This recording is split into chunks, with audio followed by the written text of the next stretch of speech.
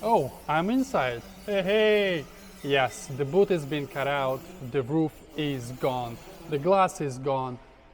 Pretty much everything on the inside is gone. Every single bracket, every single, anything you can imagine. Also taking off the paint, getting ready for welding those things. I've cleaned up underneath the arch because obviously all that will need to be welded. I know some of you will say, oh Rusky, why don't you clean up all of the sealant underneath? It's such an effort, and honestly, I don't know, I just can't force myself to spend 2 days or 3 days doing all of the underseal for 4-5 kilograms. I know it's important, and maybe I will do it, maybe I will regret it, but not at this stage. At this stage, I'm doing only in places where it needs to be done. I am removing a lot more metal than you might think. This is engine bay, and this thing is missing. Why? Because we don't bloody need it. Exactly, firewall still there, but we remove all the metal that is not needed. So the bracket for the original window wiper motor, because obviously we're going to be running, I don't know, actually I'm not sure which one to run. Another one, guys, for you in the comments, you know the score, go down and let me know which one of those single wiper conversion motors can I use. I've used the Fiat Uno on my previous one. I know people use Citroen AX. They're like gold teeth. You cannot really find, no, hen's teeth, gold teeth. That's a good one.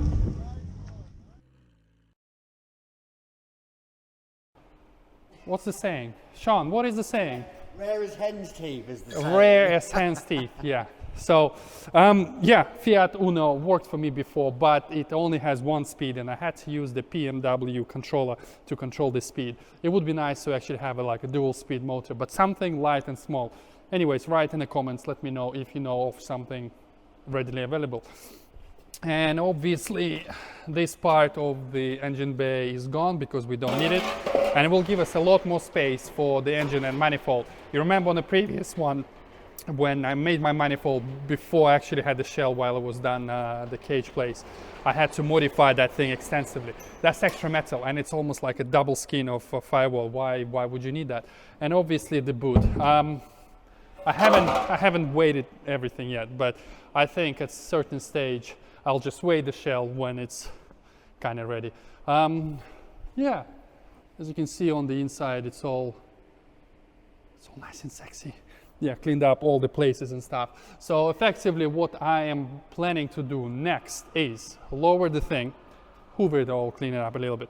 But I need to make base plates for the cage. And on this car, usually, if you know your Clios, you will know that the cage usually goes in here. You either build like a little platform, a little dome. On my previous cage, it was literally just a plate underneath and welded to the floor. We are actually going at the top over there. That's where all the BMWs fit their cages. That's, for example, this Vauxhall has its cage, and it's a really strong piece of metal. It's like double skin and everything. And this will allow me to move the main hoop further back, which means I can put the seat further back, which means I can have the weight distribution further back, which means I can have my pedal box more forward and maybe on a slider. Because in original position, where it was before, me being 6'4", it was a tight fit, guys. It was a tight fit. So yeah, I am almost happy to say that the shell is ready for the cage. Ta-da! Some of it is mine, some of it is not. I believe this one is mine, 25 mil, 38 mil. There is definitely a length for 2 of 45 mil. Yeah, it's all moving swiftly along.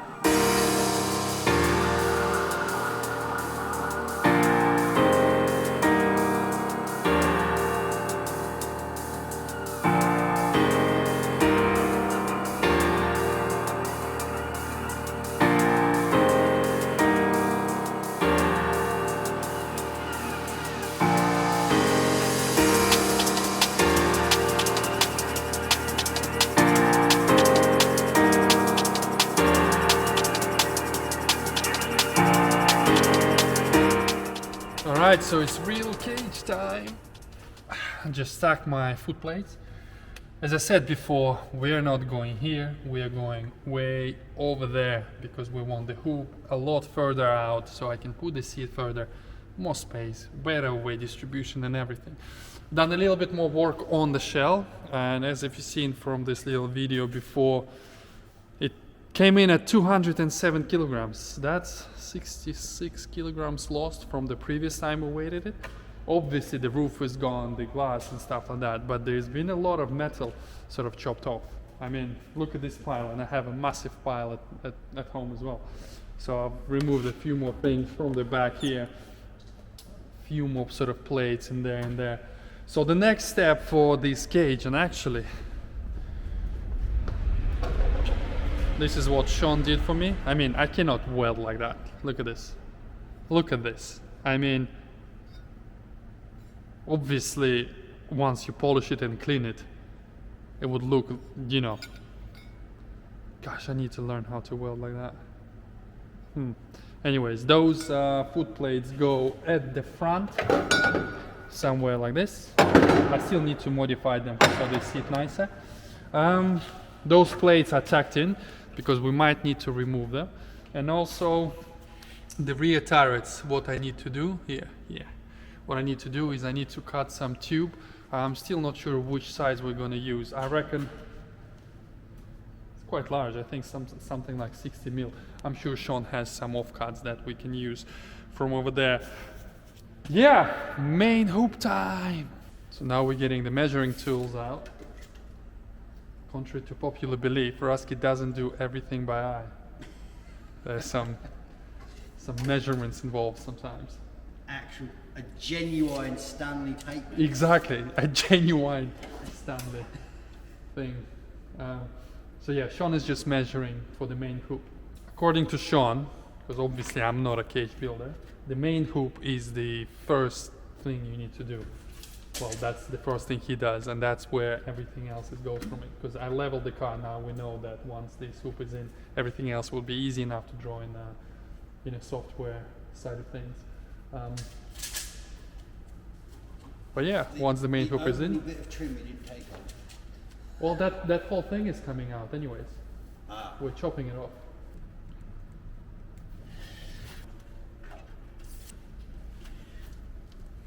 I'm going to say we're about there.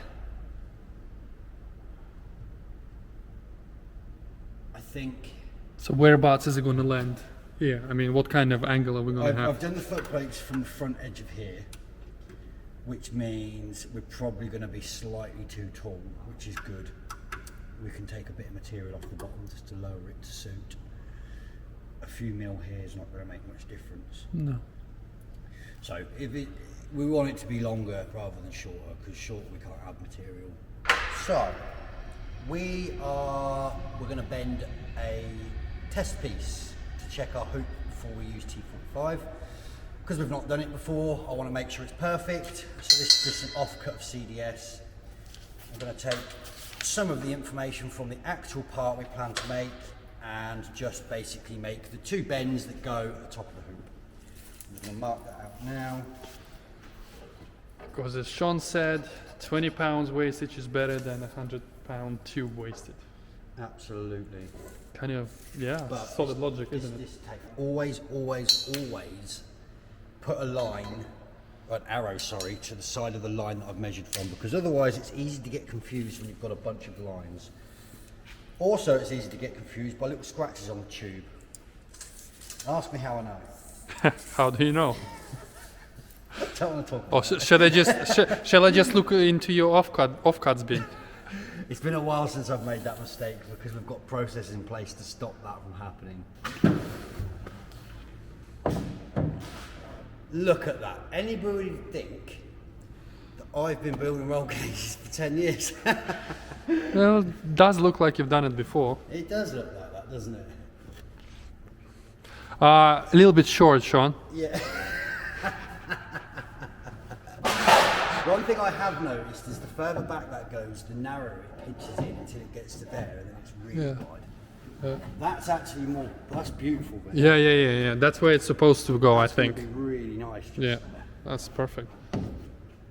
I like that. It's almost perfectly level with that roof though now. Yeah. Well, it would need to come down a little bit lower, obviously, because but that's going to give us a little bit of room to play. We're not yeah, left, right. in between the shafts. Yeah. No, that's perfect. So, if you imagine that leg travelling at the same angle as that B post, that should land in thereabouts in the middle of that foot plate. Yep. 20 minutes later.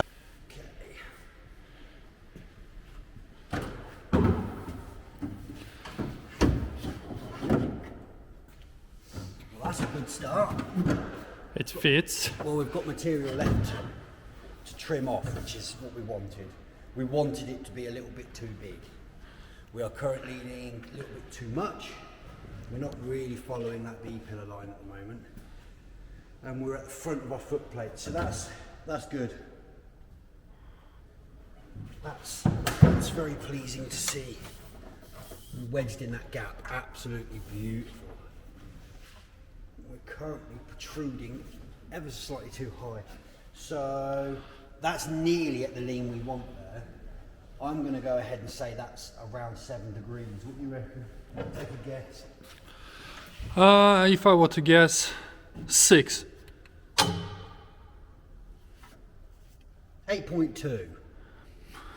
I'm a little bit disappointed with myself there. The next step is those lovely little cups. They go like that, and Sean is just welding, well, tucking. Yeah, I'm trying to get them central. Yeah. We've done a 30-degree angle, and they're 100 mil tall. Not that this information is going to make any difference to you. The main hoop is positioned in place. It's obviously not fully welded yet. Right now, Sean is using a fancy bit of equipment, a laser. I've never used a laser for any of my work. Setting up the angles and drop lengths and things. He used too many fancy words. I have no idea what he's doing. I just know. It's like a surgeon. He's like, laser, pass me this, pass me that. Pretty kind of cool. So yeah, it's moving along really well. 55 for our top height. Our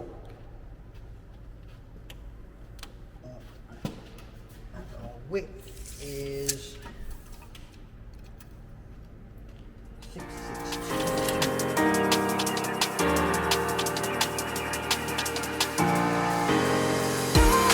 47.2, 47.1, 34.9, 84. That is about as accurate as that is ever going to get. Considering it's French. Considering it's French, yeah.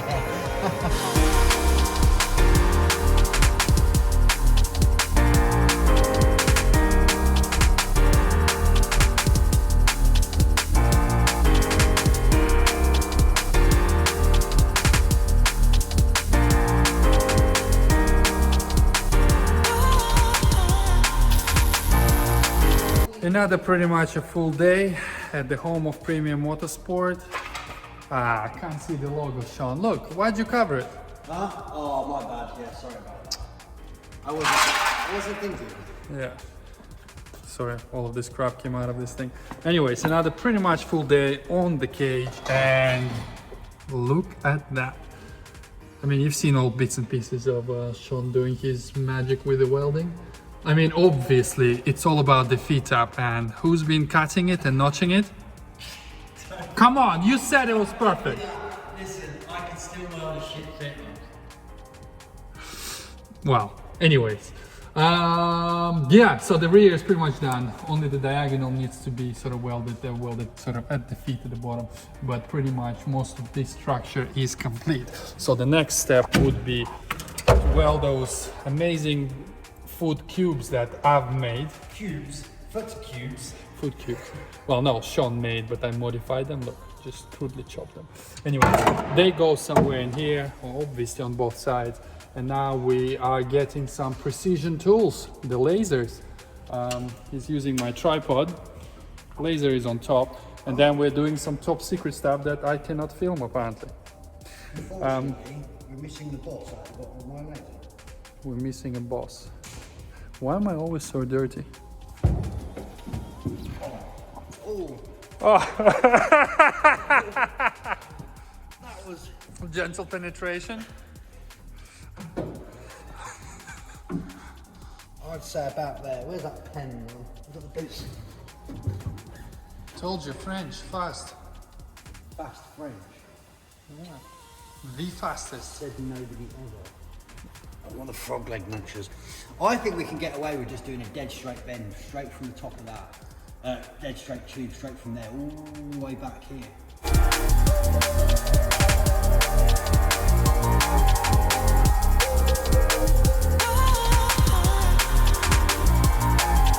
And we have a 6-point cage already in. Naturally, I didn't have a camera yesterday with me here, but we managed to do the side hoops, the upper window latch, everything is stacked in place, and you can see the basic of this cage is complete. It will have extra reinforcements like in here to create this A-frame, and then obviously the pit props, the cross. I have all the metal there ready that I cut yesterday. I need to notch it and do some bend. Thank you for that. And yeah, the whole idea is that it's gonna sort of reinforce it and make it similar to this. You see how everything is sort of like A-frame and supported from multiple points. This is, by the way, a subframe Sean literally did. I think he's doing a number of them for Focus RS. I mean, check this out. This is the original one, a proper rusty unit. Weighs enough metric ton. And look at that beauty. T45, a lot lighter than the original unit. Sexy air jack stand integrated in it. Also on my cage we're gonna have some of those gussets. Still not sure how to and where they're gonna go, but definitely gonna have a few gussets. So before you say, oh, why there are no gussets? Yes, we're gonna have the same gussets. This is actually a cage Sean just did for, what is it, M3? M4, that one. That's for the M4. That's not a weld-in cage, because obviously mine is weld-in, and that's the reason why we're doing a lot of MIG welding on it, because obviously with a TIG it's just, it's pointless. I mean, a man can weld with a MIG as well as a TIG, and it looks pretty much the same, and strength-wise, we know it's all acceptable. But yeah, those the cages he makes, they're basically bolt-in, so they're all done on a jig and stuff like that. And yeah, once it's powder coated, you literally just locate your points and it bolts straight in. Oh yeah, I'm gonna have a few of those. Actually, don't really see it that often on cages. A lot of people just rub them up and leave them. Sean puts those little sort of tabs, so to prevent the belt from sliding left and right. I'm still not sure what it's gonna weigh, but it's definitely going to weigh a lot less than my whole CDS cage, because T45 weighs a lot less. Definitely, you pick up one of those tubes and you're like, wow, that weighs absolutely nothing. So yeah, those are all the tubes that go in there. We still need to make extra for the front turrets and everything, but I'll show you that in the next video. Yeah, you know what? I'm gonna finish this video here, guys. I hope, you know what, I'm sure you do like it, and I'll see you in the next one with more updates.